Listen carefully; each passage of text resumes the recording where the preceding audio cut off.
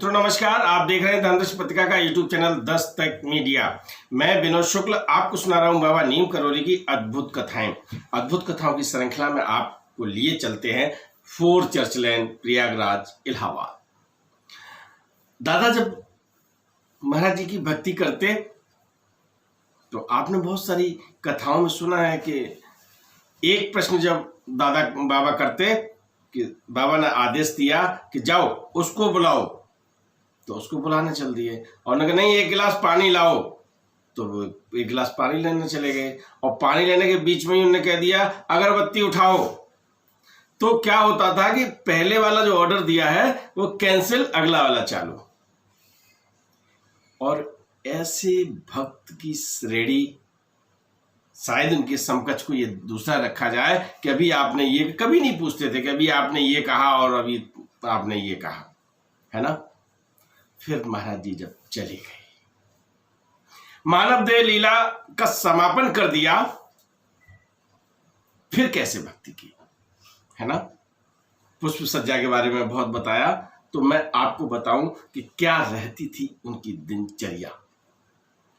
प्रातः 6 बजे से और रात के 8 बजे तक महाराज जी के भक्त वहां आते रहते थे। महाराज जी के जो भक्तों का ताता था वो दादा के सानिध्य में दादा से प्रसाद पाता। दादी, माँ, मौसी, वो सभी लोग जितने लोग थे वहां उनको भोजन प्रसाद कराते और दादा की बातें सुनते। लोग उनकी बातें सुन के मंत्र मुग्ध हो जाते। सात्विकता का ऐसा आभास होता कि लगता ही नहीं था कि अब हम किसी ऐसे एक तरह से मैं ये कहूं कि जो स्वाद है, कभी कभी ऐसा लगता है कि इसको हम क्या कहें। सात्विकता का स्वाद कौन जानता है? जो स्वयं सात्विक रहता है। उनकी बातों में आनंद की प्राप्ति होती थी। दादा क्या बात करते थे? दादा केवल बाबा की बात करते थे। और बाबा में जब वो खोकर बात करते थे तो उनका चेहरा जो था ना वो ताम्र पात्र जैसा हो जाता था, तांबे जैसा रंग का हो जाता था। और उस समय आप उनके चेहरे की तरफ लगातार देख नहीं सकते। ये मैं तो ये कहूंगा कि महाराज जी के जो गुण थे, जो शक्तियों का कुछ आभास था, वो दादा में आ चुका था। क्योंकि कई कथाओं में मैंने आपको बताया कि महाराज जी के चेहरे की तरफ देखना कभी कभी दुर्लभ हो जाता था, एक तरह से असहनीय हो जाता था अगर आप नजर गड़ा के देखना चाहते हैं। ऐसी स्थिति दादा की हो रही थी। और दादा जब बातें करते थे तो फिर बाबा की बातें करते रहते जाते थे। और कभी कभी इतने भाव विभोर हो जाते थे कि उनका गला उठ जाता था। ऐसे में दीदी पानी ला के देती थी। और दादा जब पानी पीते थे तो पानी पीने के बाद उन्हें ऐसा लगता था कि अब हम किसी और लोक में थे, अब हम किसी और लोक में आ गए। और फिर कहते अरे मैं तो आप लोगों का ऐसे ही समय खराब कर रहा था। और फिर एक नई गाथा, एक नया संस्मरण महाराज जी का भक्तों को सुनने को मिलता था। लोग भूल जाते थे देश काल की सीमाएं, उनका आभास कि अब क्या है।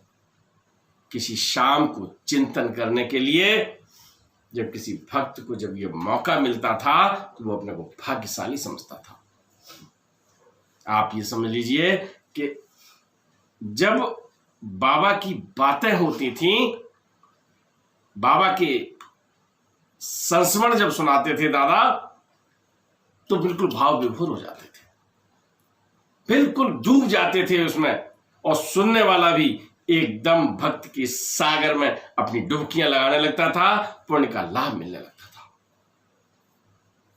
सच में दादा का जो व्यक्तित्व निखरा था वो महाराज जी के जाने के बाद ऐसा लग रहा था कि वो अपनी शक्तियों का कुछ समावेश दादा में कर गए। कई चीजें प्रमाण स्वरूप मिली हैं, ये मैं बात वैसे ही नहीं कर रहा हूं, मैंने आपको बताया था कि उनकी उंगलियां सिंदूरी हो गई थीं और सब चीज़ें थीं। तो केवल मैं ये कहना चाहता हूँ कि मित्रों, भक्ति करो तो दादा की तरह करो, तभी आपको शक्ति मिलेगी। भक्ति में शक्ति होती है।